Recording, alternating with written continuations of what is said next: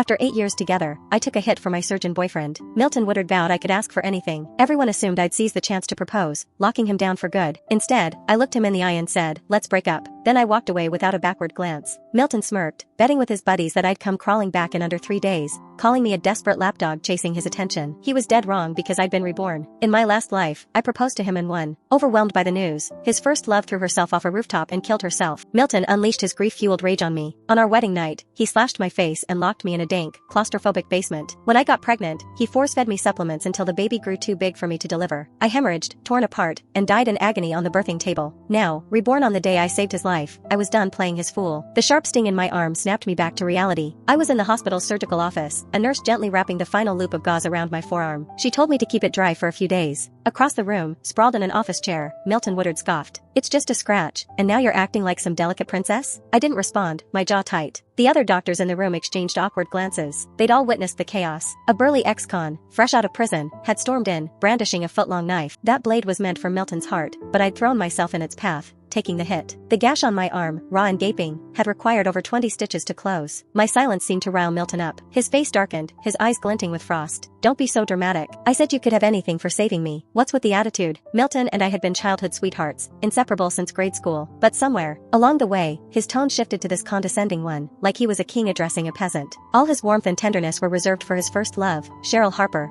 the orphaned girl he'd sponsored during a flood relief effort years ago. My gaze flicked to the pink bunny hair tie on his wrist. Swallowing the bitter ache in my chest, I forced a smile and met his eyes. "Anything, huh?" He froze, his glance darting to the hair tie. A flash of unease crossed his face before he masked it with a scowl. Grinding his teeth, he nodded grudgingly. "Yeah, anything." The room buzzed with his colleagues teasing. A school buddy grinned. "Guess you're tying the knot, Dr. Woodard." Others chimed in, chuckling. 8 years is long enough. "When is the wedding? I've got my gift ready." Their laughter filled the air, but I was about to drop my bombshell. A young nurse burst in, breathless. "It's bad. Miss Harper is threatening to jump off the roof." Here it came again. If my math was right, this was Cheryl's 108th suicide stunt, just like in my last life. Milton bolted out and rushed to the rooftop. There, Cheryl stood precariously near the edge, with tearful eyes and a pale face. She wore Milton's white shirt, its hem skimming her slender thighs. Memory hit me like a slap. During the attack, she'd been there, cowering behind Milton as I took the blade meant for him. She'd emerged from his private lounge, draped in that same shirt. "It was a gift given to Milton by me." "Claire saved your life," Cheryl sobbed, tears streaming. "You promised her anything she wanted. She's crazy about you. She'll propose, and you'll say yes, won't you?" "I'm sorry, but I can't live a life without you. I'd rather die." Her voice broke, each word a calculated dart. Milton's face crumpled, and his deep voice dripped with concern. "Come down, Cheryl. Let me explain." Cheryl was his everything. Her love for pink meant the Dior bag he'd bought for my birthday ended up as her reward for passing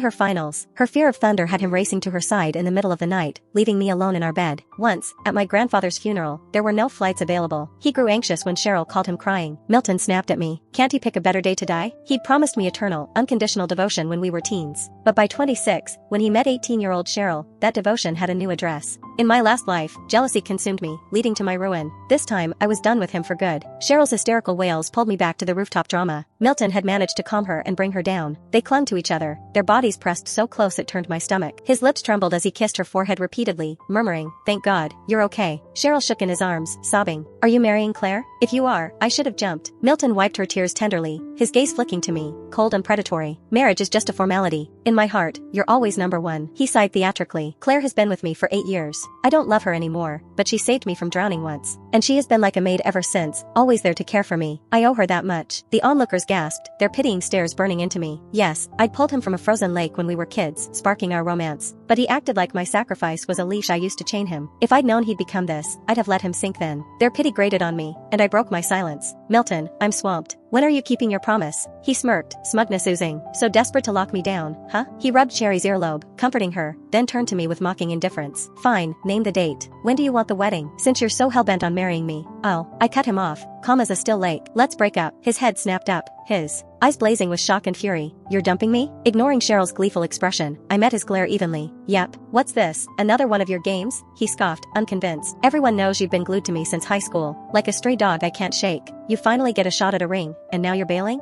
Stop kidding yourself. You're still wearing my ring." He pointed at my hand, triumphant, as if he'd caught me in a lie. I glanced at the silver band. Whoops, forgot. Thanks for the reminder. I slid it off and, with a flick, sent it sailing off the rooftop. The ring was a birthday gift from our college days, bought with his first scholarship check, engraved with our initials. Once, after After a car accident left me unconscious, I'd clung to it like a lifeline. Milton knew it meant everything to me, but not anymore. His brows knitted into a scowl, but he still didn't buy it. I don't care what stunt you're pulling. Apologize now, and I'll pretend this never happened. You want to be Mrs. Woodard? It's yours. I wish we both got what we deserve. I smiled faintly, turning to leave. Behind me, Cheryl's voice piped up. You're not going after her? Milton's cold laugh followed. Nah, she'll come crawling back. A woman who'd schemed to carry my kid? No way she's walking away for real. Milton was right about one thing. I was indeed pregnant. It happened after a fight with Cheryl. He was drunk, mistaking me for Cheryl, and we had a crazy night. Weeks later, I found out about my pregnancy. He knew it, too. In my last life, I leveraged that debt of saving his life to force a proposal. We got married, but Cheryl's suicide plunged him into a vengeful spiral. He stuffed me with food and supplements until my belly swelled unnaturally. When labor came, he refused to take me to a hospital. The baby was too big. I was torn apart, screaming. My vision went red with pain. I tried to push but could not. Blood pooled beneath me, and my child suffocated. I bled out, dying in torment. Back home from the hospital, I rested a hand on my still flat stomach, feeling the faint flutter of life. It was time to end this cycle. I crashed hard, sleeping 4 hours straight. When I woke up, a text from Milton was waiting. My mom is sick. Come to the house. Milton was a moron, but his mom, Margaret Woodard, had always treated me like her own. Our parents were friends. Mine died young, and his parents took me in. Their care for me was real, but that text? It wasn't Milton's style. He never used punctuation. This had to be Cheryl, meddling with his phone and setting a trap, but I went anyway. At the Woodard mansion, the door swung open, and a bucket of ice-cold water doused me from head to toe. The chill pierced my bones, a sharp cramp seizing my abdomen. Laughter erupted from inside. Blinking water from my eyes, I saw a crowd of young men and women, their gazes mocking. In the center stood Cheryl, smug as ever. Make her kneel. A heavy boot slammed into my back, forcing me to the floor. Cheryl sneered, clutching a bottle of liquor. You know Milton can't stand you, you pathetic leech. Sneaking a baby to trap him? Today, you'll regret ever carrying his kid. She thrust the bottle at me, expecting fear, but I didn't even bat an eyelid. When she poured the fiery whiskey down my throat, I didn't struggle. I didn't want Milton or his child. I drained the bottle, wiped my mouth, and looked at her. Got more? Cheryl spat. You're insane. She grabbed a glowing hot curling iron, its tip red with heat, and lunged toward my eyes. A scream cut through. Blood. She is bleeding everywhere. Agony ripped through my core, my face paling to ash. Cheryl froze, then smirked, her cruelty reignited. Dropping the iron, she stomped hard on my belly before anyone could react. Blood gushed, and I blacked out without a scream. In the hospital's surgical office, Milton was flipping through patient files. A nurse burst in, clutching a Surgica L consent form, her voice urgent. Bad news.